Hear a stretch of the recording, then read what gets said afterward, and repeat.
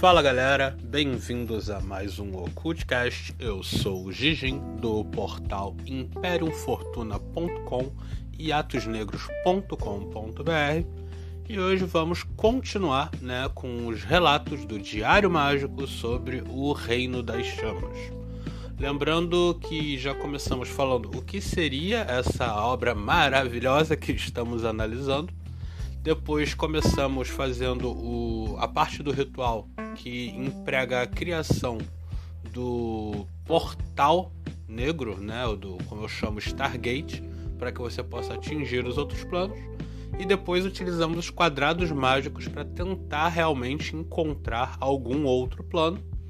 E por fim, dessa vez, vamos tentar, na verdade eu vou explicar como foi feito, a questão da utilização dos selos e os nomes de 2 demônios que foram testados para ver se havia sim algum tipo de comunicação com algum ser de um reino das chamas.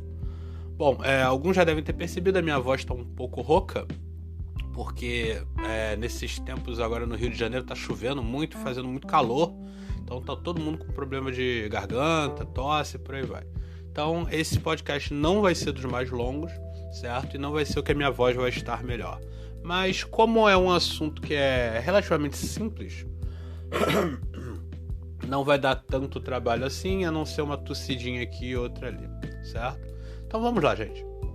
Como a gente já sabe, o esquema da criação da comunicação no ritual do Kingdom of Flames, ou Reino das Chamas, consiste em você fazer uma projeção e nessa projeção você conseguir alcançar um plano chamado Reino das Chamas, são vários, na verdade, utilizando desse quadrado mágico e numa espécie de patchworking scrying você conseguiria entrar em contato com alguma entidade daquele plano. Ou seja, é um ritual que bebe um pouco da magia enoquiana, da forma, principalmente da neo-enoquiana, da forma como eles enxergam o ser que está sendo evocado? Sim, ele é um ritual que pega bastante da Goetia, principalmente na questão do triângulo, do círculo, dos selos, do catálogo de demônios.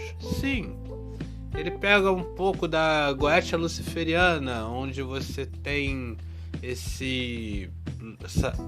como eu posso dizer, essa relação quase que de amizade entre o demônio e o evocador. Sim, ele cata um pouquinho da famigerada Goetia Patchworking, onde você não precisa de muita coisa para fazer o ritual.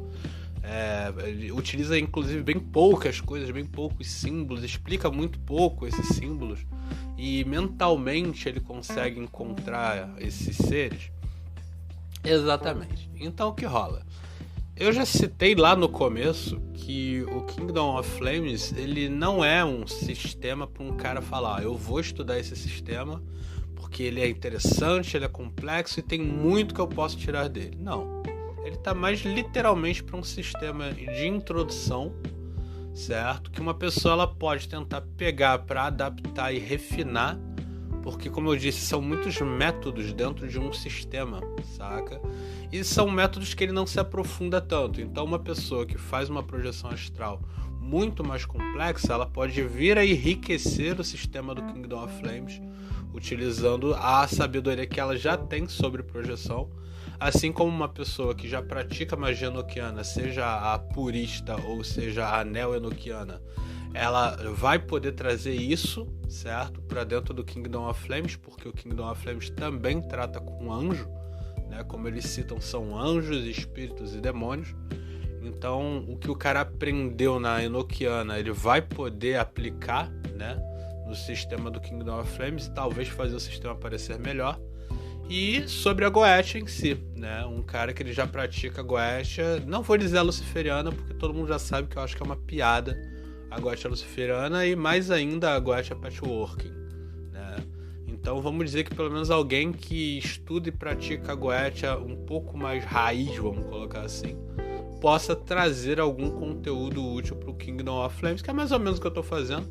né? Porque vocês devem ter reparado que durante todas as etapas do ritual eu tive que colocar alguma coisa a mais para que aquilo realmente funcionasse, pelo menos para mim. Talvez para outras pessoas funcionasse de primeira, mas para mim eu tive que fazer algumas adaptações não tão complicadas e não tão violentas, vamos botar assim, pro ritual, mas tem dado certo. Então hoje o que a gente vai falar é sobre a questão dos sigilos. A forma como ele utiliza os sigilos é uma mescla de Goetia com Scrying, certo? Você vai ter o seu triângulo de proteção e você tem um triângulo de evocação. Muitas pessoas ficaram confusas com essa questão desses dois triângulos, mas o triângulo de evocação que ele usa, o de proteção, ele é muito mais similar a um disco de Salomão, que é um triângulo da arte, certo? Então, apesar dele utilizar duas vezes o mesmo formato, o triângulo, um é mais como um escudo e o outro é mais como uma área de evocação.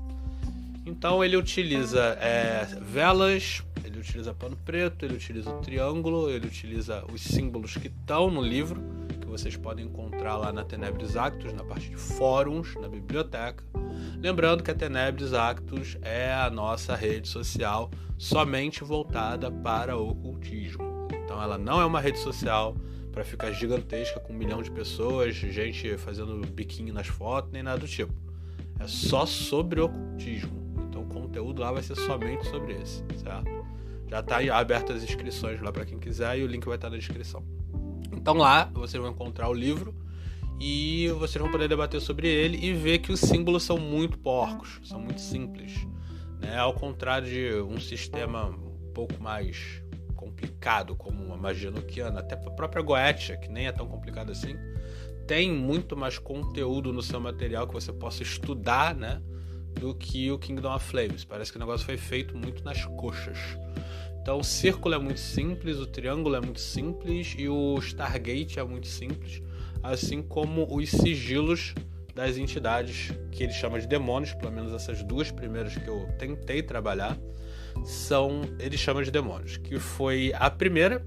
Eu não queria começar com ela porque, cara, a visão que ele me mostra é uma mistura de Gandalf com Mestre Kami e Jesus Cristo, que é a entidade chamada Martal, ou Martal, que seria o grande demônio, o primeiro grande demônio do Reino das Chamas. Então ele seria tipo quase como o guardião do portal, saca? Então todo mundo que fosse fazer algum tipo de evocação dos Reinos das Chamas teria sim que passar por esse cara. Ele é o porteiro do negócio. E com isso a gente já vê, né, algumas referências, né, com a cultura viking, com a própria cultura católica, etc. A gente ter alguém com a responsabilidade de tomar conta do portão, né? Inclusive eu tava vendo Bleach, né? Lá no Bleach também tinha um Shinigami que é responsável por tomar conta do portão. Lembrei logo do Martal. Ele cita o Martal como um cara com uma aparência de idoso, certo? Porém, total Gandalf, saca? É aquele idoso, mas com cara de sábio e que parece que quer conversar com você. Porém, o corpo é de Mestre Kami. Ele fala que o cara é todo fortão e tal, e mostra que tá no ápice do corpo físico dele. E esse cara, ele teria o poder de conversar com você sobre o mundo das chamas, né? Sobre os reinos das chamas e etc. Eu particularmente tentei, né? Utilizei o sigilo dele e tentei chamá-lo, entrar em contato com ele, mas eu admito que das duas vezes que eu tentei, uma puro e a outra aditivado, nenhuma das duas eu tive contato com nenhum Martal, certo? E o que é estranho, porque teoricamente ele seria o principal a aparecer, mas não sei porquê. Talvez pelo fato de eu não ter levado muita fé, né, nessa descrição dele de oi, eu sou um homem velho, fortão, Mestre Kami da vida. Não me desceu bem e a ideia de ter esse cara, né, tipo, como sendo obrigatório pra porra toda, me deixou meio desconfortável. Por conta disso, nenhuma das duas vezes eu consegui ter acesso a esse grande demônio, mas não vou parar de tentar, certo? Vou ver se mais alguém teve contato com ele. E aí eu fui pro segundo, né, que é o Ashmak, ou Ashmak. Cara, o Ashmak, como eu já tinha feito a projeção pro plano, né, escuro, o plano da Umbra, ou como ele chama, o Reino das Chamas da Escuridão, eu achei que esse iria aparecer sim, né, eu já estava um pouco mais confiante na presença desse demônio. Por quê? Ele é um demônio das sombras. Ele é um demônio que representa as sombras. Normalmente ele aparece como sombras, né? E a gente sabe que numa projeção astral para o umbral ou para algum lugar que possa ser similar ao umbral, você encontra muito dessa névoa preta se movimentando como se tivesse vida. E eu achei isso interessante. Eu pensei, cara, será que esse Ashmak nada mais é do que tipo, uma espécie, uma raça, né, que é formada dessa sombra? Então, com ele, eu admito que eu estava um pouco mais empolgado e a presença dele se fez muito fácil, muito rápida no Scrying, né?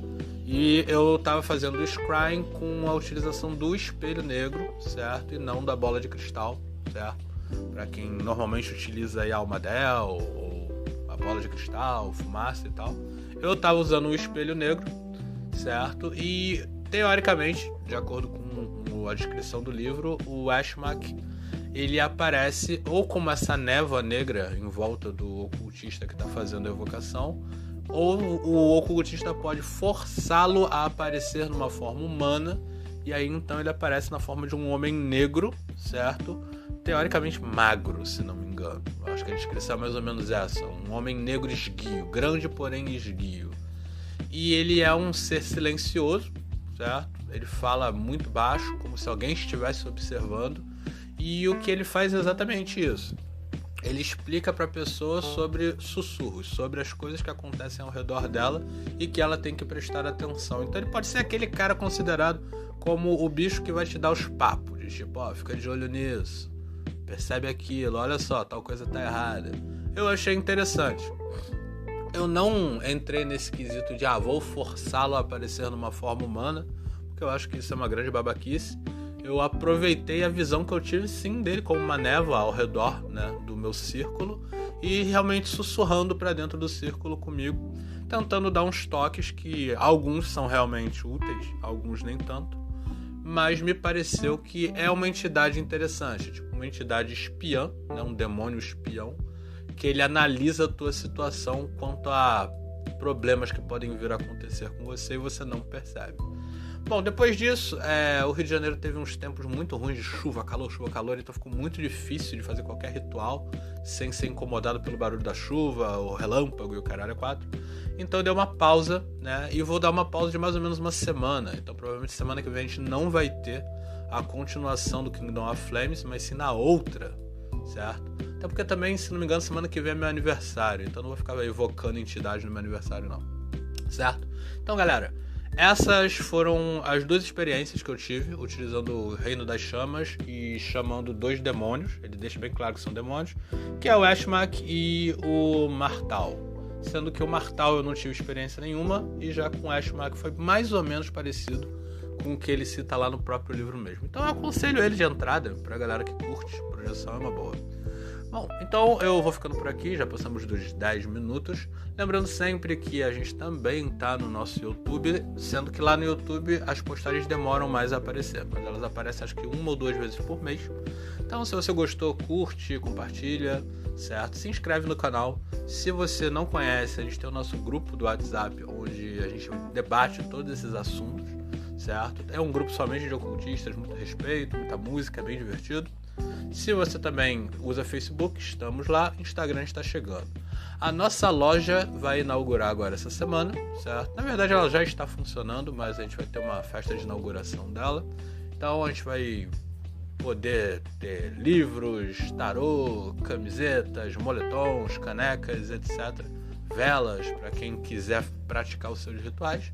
Então, se você tiver interesse, basta procurar a nossa loja no nosso portal.